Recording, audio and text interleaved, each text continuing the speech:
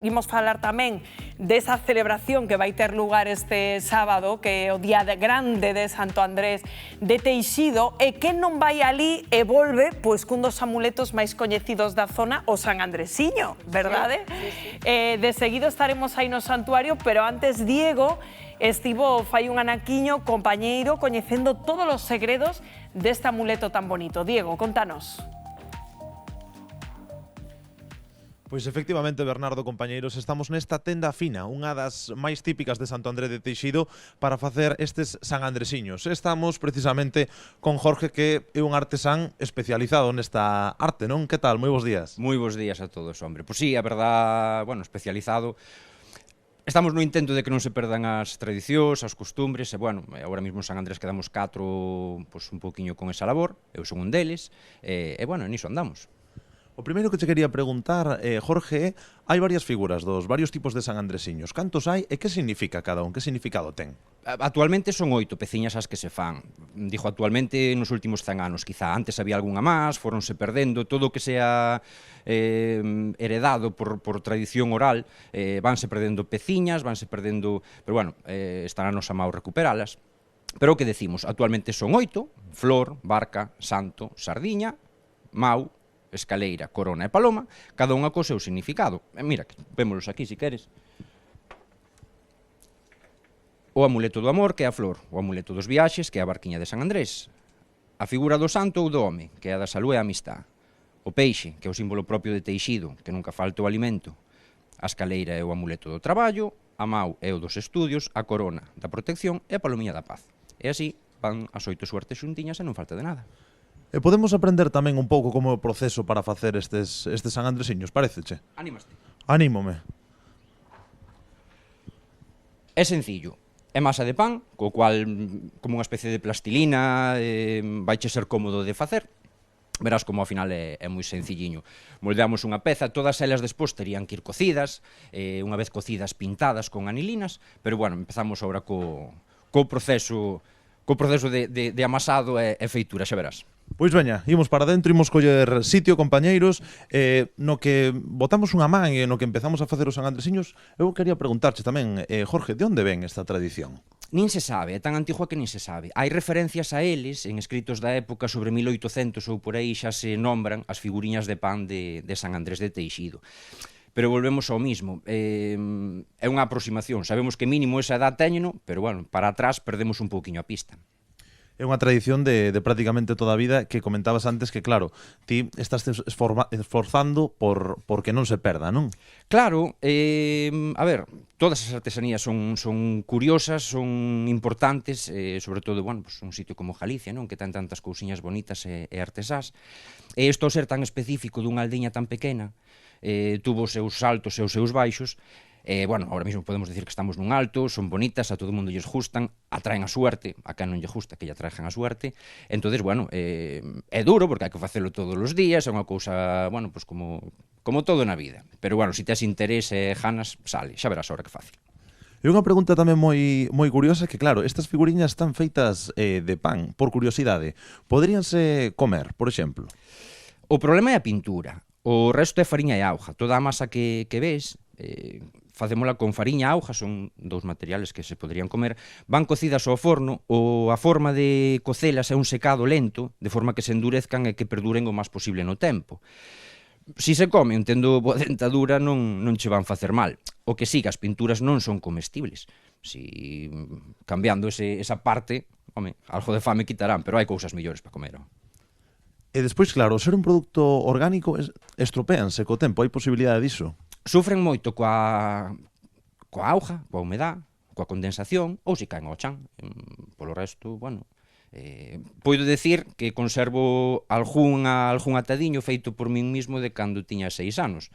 Teño 47, xa ten uns poucos, e siga aí con uns recuerdos, un algo especial xa para min.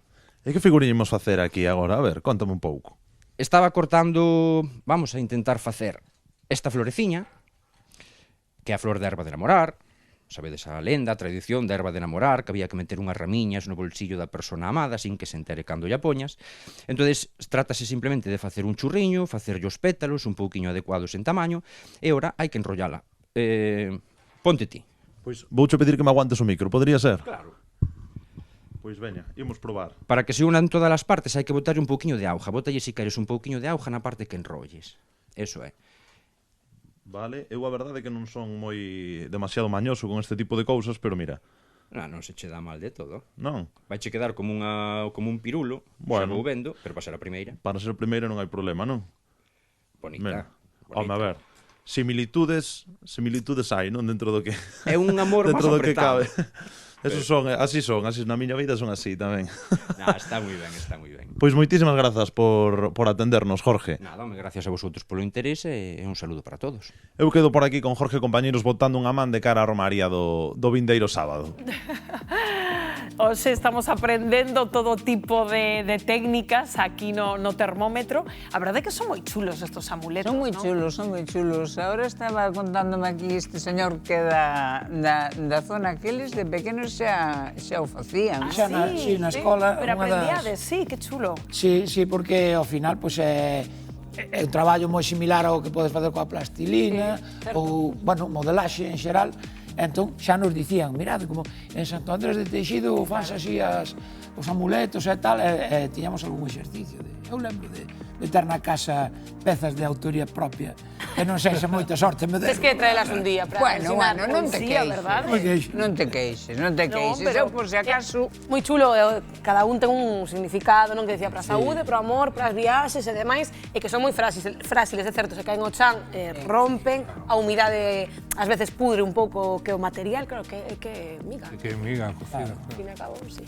A todos estes amuletos atribúlles este valor ás veces máxico, lendas ou non? Ou máis como un adorno ou por se acaso... A ver, eu que digo sempre, non son supersticioso porque trae mala sorte, pero a ver, as ainas. A ver, as ainas. Se acaso non Bueno, hai un mundo de lendas, pero sobre todo o sitio é que se presta moito, pola paisaxe que ten, unha zona de moito cantil, ali no norte como bate o mar, ali en riba, dá para crear toda unha historia inteira en torno a esa capela, ese mosteiro, bueno, esa igrexa.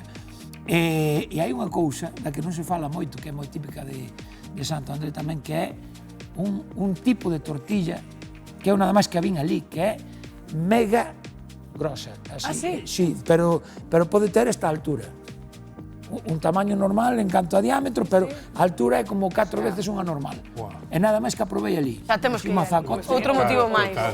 Outro motivo. Mira, estamos mirando aí como os sanandresiños emigraron ata Xapón, Luis, Caramba, exportando cultura. É unha pasada. Eu teño que confesar algo, vadesme a matar, pero que nunca fun. Todavía, Non te preocupes, non teño te preocupes de mirar de morto, tranquilo. Teño que ir antes de ir de morto, claro, porque teño Non que recordaba Diego antes. teño que ir de vivo, ¿no? Pero si este fin do seguinte teño que ir xa. Teño prisa. Xa teño prisa.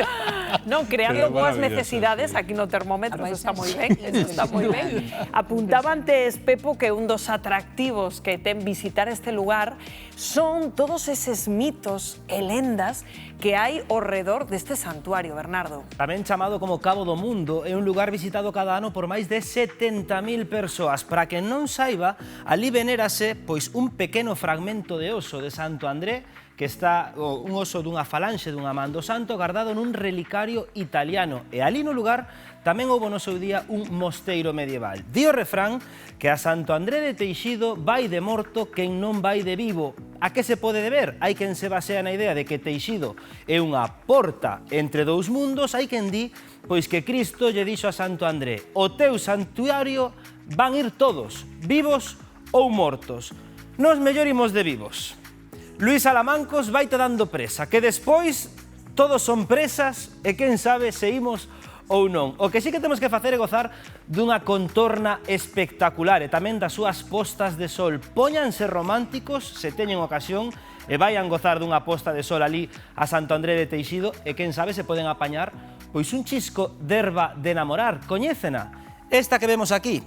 Medra nos cantís de Santo André de Teixido, tamén é coñecida como Carabeliña do Mar, e di a lenda que ten pois como unha atracción do amor. Como funciona esta erva de namorar? Di a lenda que hai que metela no peto da persoa que queremos namorar sen que se dea de conta.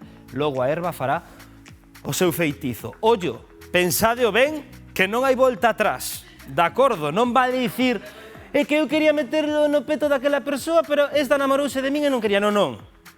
É tan eficaz esta erva de namorar que a primeira xa tal. E o que sí que poden facer pois é deixar ali escrito nese caderno dos romeiros pois como é a experiencia se visitades o sitio. Hai que ir a Santo André de Teixido e, por suposto, non podemos marchar dali sen un San Andresiño. Viámolo con Jorge e con Diego. Esas figuriñas de miga de pan e de cores vivas, ollo, están feitas a man, cada unha é única. Son amuletos da sorte. Eu quedaría coa da saúde, sen dúbida. O meu sobriño chamase André, por certo. Este sábado, santo. Pois un biquiño, non? Para